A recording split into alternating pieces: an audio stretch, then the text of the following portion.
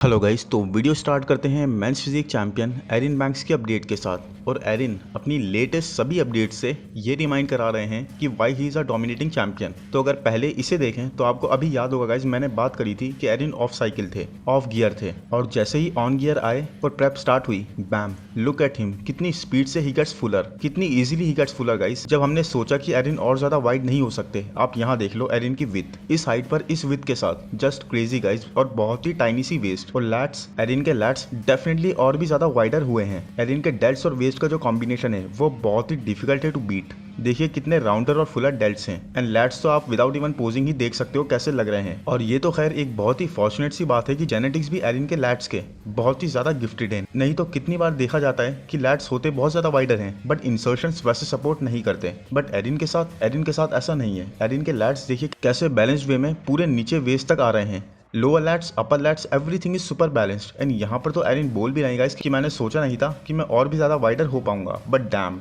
और ये डैम मैंने नहीं गाइस बल्कि एरिन ने खुद ही बोला है। और साथ में बोलते हैं कि मैं होप करता हूँ कि तुम सब भी अपनी बैक को ट्रेन कर रहे हो। वेल ये तो हम जानते ही है गाइस कि जेरेमी ब्रैंडन हो या फिर जेरेमी पॉटविन, सब ही बैक ट्रेन कर रहे हैं। एरिन ने सबको काम पर लगा दिया है। एंड ट्रस्ट मी गाइस, बात शायद अब जीत हार की नहीं बल्कि अपना बेस्ट लाने की है, जो हर कोई ट्राई कर रहा है। And that is going to be the win for everyone. इस तरह से खुद को पुश करना, इस स्टैंडर्ड को टच करने का ट्राई करना is really as much as a win. Next physique update है टेरेंस रफिन की, जो इस वक्त है 8 वीक्स आउट अपने नेक्स्ट शो से, जो कि है लीजेंड स्पोर्ट। एंड टेरेंस इन अपडेट्स में इंसेनली इंप्रूव लग रहा है गाइस। मसल मास इंक्रीज लग रही है, he is looking way more defined, back की थिकनेस भी इंक्रीज्ड है। All in all Terrence is looking much fuller and more dangerous. और टेरेंस हमें मिस्टर ओलंपिया के बाद से किसी भी स्टेज पर नहीं दिखाई दिए टू कम्पीट, जबकि Terrence more than one time guys Arnold classic के विनर हैं। उसके बाद भी गाइस टेरेंस ने इस साल उसे भी इंपॉर्टेंट नहीं समझा एंड कम्पीट नहीं करा। Terrence wanted to improve and so he did. और हम सब लोग भी कितने अजीब हैं कि 2 बार रनर अप रह चुके टेरेंस रफिन और 2 times I think Arnold classic का टाइटल जीतने वाले टेरेंस को सिर्फ एक परफॉर्मेंस से हम सब ने कैसे राइट ऑफ कर दिया। No one talked about him. सभी लोग वुड्स की और रमॉन की बात करने लगे, टेरेंस को तो जैसे भूल से गए। जबकि honestly guys when Terrence is on, अपनी पोजिंग से और अपने क्लासिक स्ट्रक्चर से, इसमें कोई डाउट नहीं है कि टेरेंस फिर से रमॉन को भी बीट कर सकते हैं, क्योंकि ये दोबारा रनर अप बनने का पूरा पोटेंशियल रखते हैं। एंड आई थिंक इस साल होने भी यही वाला है कि Ramon is preparing for Cbum and out of syllabus Terrence सामने आ जाए विद एडिट साइज। क्योंकि आप यहाँ इन अपडेट्स में देख सकते हो कि टेरेंस ना सिर्फ बिगर लग रहे हैं बल्कि इंप्रूव्ड और किस तरह से अपनी फिजिक को प्रेजेंट कर रहे हैं। Presentation is very very important. And Terrence के प्रपोर्शंस, टेरेंस की classic lines are insane. And उसके ऊपर ये नेक्स्ट लेवल पोजिंग की आर्ट, एक आर्टिस्ट की तरह। डेफिनेटली गाइस टेरेंस को कम आंकना किसी के लिए भी एक गलती होगी, रमॉन के लिए भी। नेक्स्ट अपडेट है निक वॉकर की, जो मैन डेफिनेटली इस बार अपना बिगेस्ट पैकेज लेकर आने वाले हैं मिस्टर ओलंपिया के स्टेज पर। I mean look at this guys, Nick इतने ज्यादा फुलर लग रहे हैं, इस मोस्ट मस्कुलर को हिट करते हुए इतने ज्यादा वाइडर लग रहे हैं कि ऐसा लग रहा है निक के हैंड्स भी बड़ी मुश्किल से आपस में ऐसे मीट कर पा रहे हैं। इतना ज्यादा विथ और मसल मास निक के फ्रेम पर ऐड हो चुका है। एंड नो डाउट गाइस कि निक का मोस्ट मस्कुलर इस टाइम के लाइनअप पर सबसे ज्यादा डोमिनेंट पोज है। No one hits it like Nick does. Even chest भी आप देख सकते हो कि निक का कितना ज्यादा इंप्रूव हुआ है इस पास्ट ऑफ सीजन में। और निक ने बताया भी अपनी रीसेंट ट्रेनिंग वीडियो में कि वो 2 पुश डेज ले रहे हैं, और दोनों में ही इवन दो वो पार्टली शोल्डर्स और ट्राइसेप्स को भी ट्रेन कर रहे हैं, बट मेनली फोकस तो वो चेस्ट डेवलपमेंट पर है। Nick is one of those body builders जिन्होंने जजेस के हर एक फीडबैक पर बहुत सिंसियरली वर्क करा है। एंड जब लोगों ने बोला कि आर्नोल्ड क्लासिक में निक उतने ज्यादा बिगर नहीं थे जैसे मिस्टर ओलंपिया में थे, तो निक ने कहा you want bigger, I will give you a bigger Nick Walker. अभी एक लास्ट पॉडकास्ट में जस्टिन शियर, क्विंटन बीसवुड और एंटोइन वेलियंट अवेलेबल थे, जहां निक से उनके बाइसेप्स का साइज पूछा गया, तो निक सेट के लास्ट टाइम जब मेजर करा था तो ये 24 इंच था। तो I think second biggest arms इस वक्त निक के हैं गाइस। क्योंकि पता है कौन है फर्स्ट पर, गेस करो। यस, दैट इज माइकल क्रूजो। माइकल क्रूजो के आर्म्स तो ऐसे लगने लगे हैं कि अब तो 25 इंच भी क्रॉस कर चुके हैं। How big are your arms, Nick? You ever measured them? They were 24 last time I measured. How about cold, like right now? I actually never measure cold. Ask your girlfriend there. Measure them.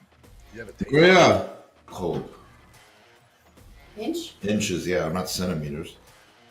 Yeah, get the big. Next update है ब्रियॉन एंसली की, जिनके बारे में अभी तक कोई official announcement नहीं आई है कि ये 212 में कम्पीट करेंगे या फिर क्लासिक डिवीजन में। तो एनीवेज गाइस, अपनी इस लास्ट अपडेट में ब्रियॉन बोल रहे हैं इस वक्त वो हैं 219 पाउंड्स पर। तो इस तरह से ब्रियॉन एंसली का ऑफ सीजन खत्म हो गया है और 219 पाउंड्स पर। तो इस पोस्ट के कमेंट सेक्शन में ऑलमोस्ट हर एक फॉलोवर यही पूछ रहा था ब्रियॉन से कि क्या तुम 212 में कम्पीट करोगे या फिर क्लासिक में। तो सभी लोग ये जानना चाहते हैं। वैसे if you ask me guys, तो क्लासिक ही वो डिवीजन होना चाहिए जहां Breon should compete. Specially weight cap को इंक्रीज होने के बाद, क्योंकि इस ऑफ सीजन अपडेट में ब्रियॉन बहुत ज्यादा bulked up and out of shape लग रहे हैं। एंड आई मीन अब तक की ये सबसे नॉन इंप्रेसिव अपडेट रही है मेरी ओपिनियन में तो ब्रियॉन की। एंड यस, ब्रियॉन को हम कभी भी इग्नोर नहीं कर सकते या हम कभी भी कम नहीं ले सकते, बट साइज स्टैंड पॉइंट से भी 219 पाउंड्स पर Breon is not looking big enough, जबकि एंजल कार्ड्रॉन, कियोन पियर्सन वगैरह are killing it with size. And इसको जब ब्रियॉन श्रेड करेंगे तब कम से कम 15 पाउंड तो ब्रियॉन लूज करेंगे ही। फिर 219 में से 15 पाउंड अगर हटा दें तो सिंपली 205 पाउंड के आसपास ब्रियॉन होंगे। और 212 में ब्रियॉन की हाइट पर 203-205 पाउंड पर कम्पीट करना एक तरह से मेरे अकॉर्डिंग उन्हें वो एज नहीं देगा, स्पेशली जब कियोन और एंजल कार्ड्रॉन, खास तौर पर एंजल कार्ड्रॉन गाइस जो इतना ज्यादा मसल पैक ऑन कर चुके हैं। साथ ही ब्रियॉन की क्वाड्स अगर आप देखोगे तो वो भी इतनी इंप्रूव नहीं लग रही कि इस बड़े हुए वेट से या 212 में मूव होने से ब्रियॉन को कुछ खासा फायदा हुआ हो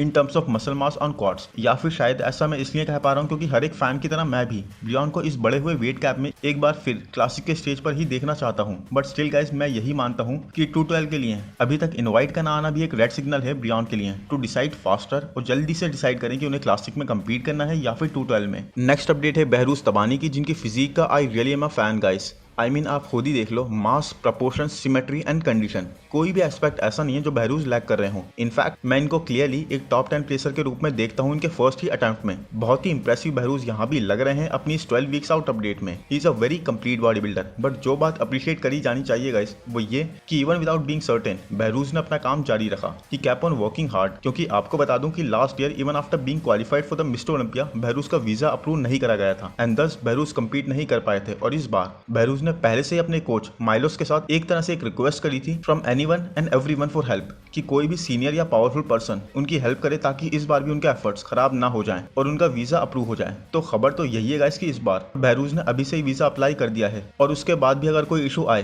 तो उनके पास इनफ टाइम हो उससे डील करने के लिए। और वीजा अप्लाई भी करा गया है दुबई से, क्योंकि आई थिंक वहां से अप्रूव होने के चांसेस सबसे ज्यादा होते हैं वीजा के। But I really am looking forward to see Behrouz on the stage. बहुत ही ज्यादा हार्ड वर्किंग एथलीट है ये गाइस एंड डिस्पाइट इतनी हार्डशिप्स कोई प्रमोटर या स्पॉन्सर के ना होते हुए भी बहरूज हिम्मत नहीं हारने को रेडी है and hard work is going to pay someday इंशाल्लाह। और नेक्स्ट अपडेट है नसीर सैयद की एंड इन्होंने अभी क्वालिफाई कर लिया है मिस्टर ओलंपिया के लिए। बट इसकी बात करने से पहले मैं आपको ये दिखाना चाहता हूँ गाइस जो इतनी अपडेट्स में कहीं मिस हो गई मुझसे लास्ट कुछ बारियों में। Look at this fibrous and grainy back है ना नेक्स्ट लेवल। ये तो आई थिंक कैरिथ को भी टक्कर दे दें इस डिटेल्ड और श्रेडेड बैक के साथ। आई मीन बहुत ही जबरदस्त लेवल पर इंप्रूव करी हुई है ये बैक इन पिछले कुछ मंथ्स में। तो एनीवेज कल जहां पर स्टेफन मटाला जीते थे वहीं पर नासिर सैयद ने भी कम्पीट करके जीत लिया है मिस्टर ओलंपिया में 212 डिवीजन में कम्पीट करने का राइट। वैसे पीक तो इनकी भी मिस थी क्योंकि एब्डोमिनल इनका वॉश आउट सा था, बट उसके बाद भी एक ग्रेट पैकेज, अच्छी कंडीशनिंग और स्पेशली लैट्स की वजह से जो बैक पोजीशन में तो थे ही किलर, फ्रंट पोजीशन तक में नसीर को बहुत जबरदस्त एड दे रहे थे। देखिए कैसे फ्रंट लैट स्प्रेड में इतने इंसेनली वाइड लैट्स नसीर के लग रहे हैं और इसी तरह से नसीर को बहुत हेल्प मिली इस शो को जीतने में। I mean look at this, एक crazy back guys. Back position तो हिट करने से भी पहले नसीर पॉइंट आउट कर रहे थे अपनी बैक की तरफ कि look at my back, look at my back, क्योंकि वो जानते थे ये उनकी स्ट्रेंथ है। होप गाइस ये वीडियो आपको पसंद आया तो प्लीज लाइक कर दो, चैनल को सब्सक्राइब कर दो, नोटिफिकेशन बेल को दबा दो, इंस्टाग्राम पर भी फॉलो कर लो। Thank you, bye bye.